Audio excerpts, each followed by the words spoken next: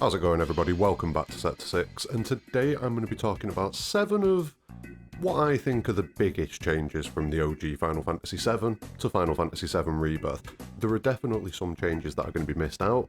7 just feels like a good number. So make sure that you get in the comments below and let me know what you think some of the other biggest changes in Final Fantasy VII Rebirth were. Also, massive spoilers in this video, full spoilers, because we're just going to be talking about things. So if you've not finished Final Fantasy VII Rebirth and you don't want to be spoiled, this might not be the video for you. Either way though, make sure you hit the like button, subscribe for future content because there's a lot more coming over the next few months. We just hit 3,000 subscribers, so massive thank you to everybody that's been hitting that button. And you know, join in. But anyway, let's crack on with the video.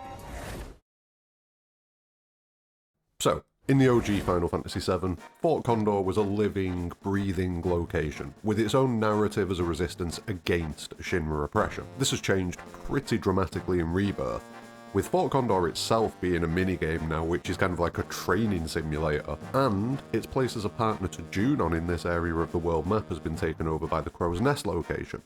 We do get to see the Condor via some quests, and you can see it over in the distance, but it's a little bit disappointing to not actually get to check out Fort Condor. I was kind of looking forwards to it, so that was a nice easy one to open up with. Now, in Final Fantasy VII, Gongaga and its reactor were pretty unremarkable, to the point where, and I'm telling on myself a little bit here, the first time I played Final Fantasy VII back in 1997, 1998, I completely ignored Gongaga on Disc 1. I only noticed it on Disc 2 and went in there. I mean, I noticed it, but it just looked like a ruined reactor, a crater in the middle of the forest, so I didn't check it out. Let's just say, I didn't really know what I was doing with RPGs at that point. FF7 changed that. Now, that isn't something that's possible this time around, as Gongaga holds a few pretty massive plot points. The first here is that Cisne is here, and if you've played Crisis Core, you know how that could lead to some confusion and awkwardness around Cloud. We didn't get a massive amount of stuff with Cisne. I would assume that we'll get more in the future, depending on other things, but it was a big change. But the bigger change here goes on at the Gongaga reactor itself, it being home to one of the weapons that we've seen in Corel. And we get all the scenes with Tifa being attacked by Cloud, falling into the live stream, seeing the struggle between like the Black Whispers and the White Whispers, seeing scenes of her past, her history going on.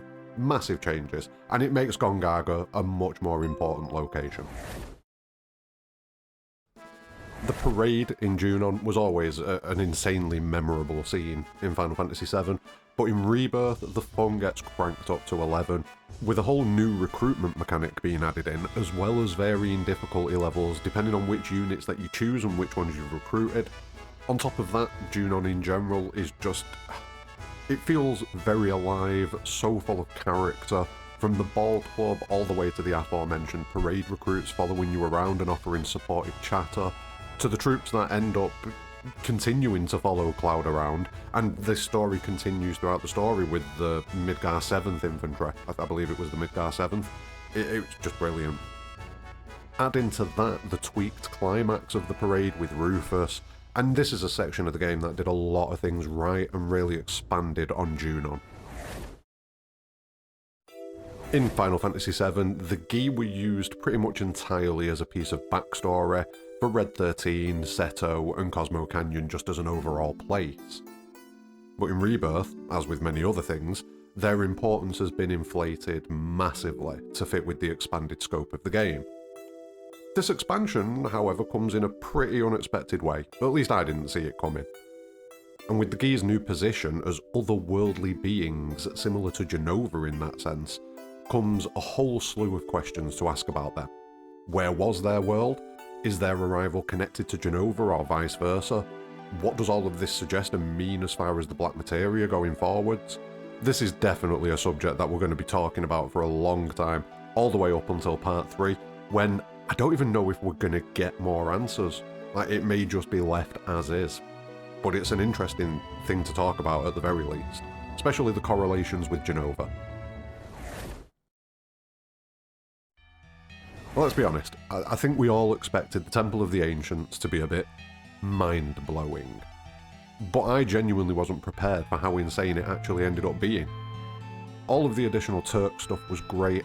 The more in-depth view of Cloud's descent into madness was very chilling at times, and the trials that everyone, except Cloud, had to go through were some of the most heart-wrenching moments in the entire game. And then the fact that Cloud eventually does get a trial, but it comes from Sephiroth, and then that's without even mentioning all of the giant Cetra holograms or the bonus Sephiroth that we got, and then the big finale with Sephiroth and the Black Materia, which had a few differences to it. It's just an absolutely insane section of the game, and all of the changes were positive.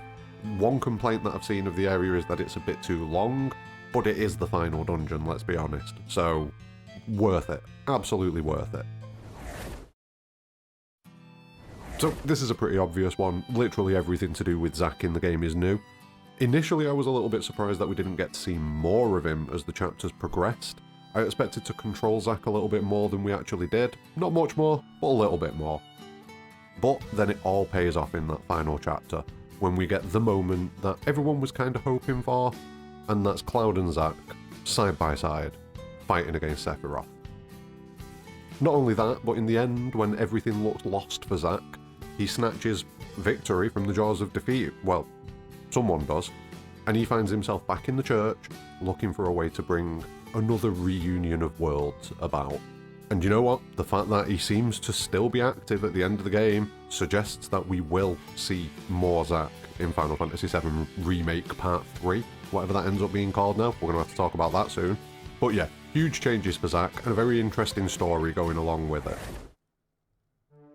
So the final spot goes to the planet, and we all knew the live stream was a powerful entity in its own right, and we all knew something weird was going on with reality at the end of Final Fantasy VII Remake. But I genuinely wasn't expecting them to go full-blown many worlds theory on us. Well, maybe not full-blown, but it's kind of close. Briefly touching on it, and I am probably going to do a video about this in the future, but the many worlds hypothesis suggests that every time one state of something in a quantum situation is observed, there is another world where the alternate outcome takes place and plays out. Rebirth seems to be suggesting something similar, except it only seems to take effect when the expected chain of fate is broken, creating a new branched reality that plays out to its conclusion, and then ceases to exist. So it seems like a similar interpretation, but the trigger for it is different. Rather than being some sort of quantum observation, it becomes a break in fate or destiny. That's the difference that I'm seeing so far, but it is a subject that we're going to dive into a lot more. I personally was expecting a couple of timelines, although I suppose I always had a feeling that if they did any kind of branching timelines, whether they exist within the planet, outside the planet, in alternate realities, anything like that, it opens up the floodgate for many. You couldn't really have one or two new timelines. You know, if you had one or two, there was a lot of them. So that kind of made sense to me. And I do say timelines rather than dimensions, as a dimension tends to be an entirely new universe or reality, whereas all of this does seem to be taking place within the existing state and system known as the planet. So a timeline feels more accurate, although I'm sure there is an argument either way. But it remains to be seen what the intricacies of this system are, and I feel like we've barely scratched the surface of what's possible given all of the mysteries that we've got left to unfold in Part 3.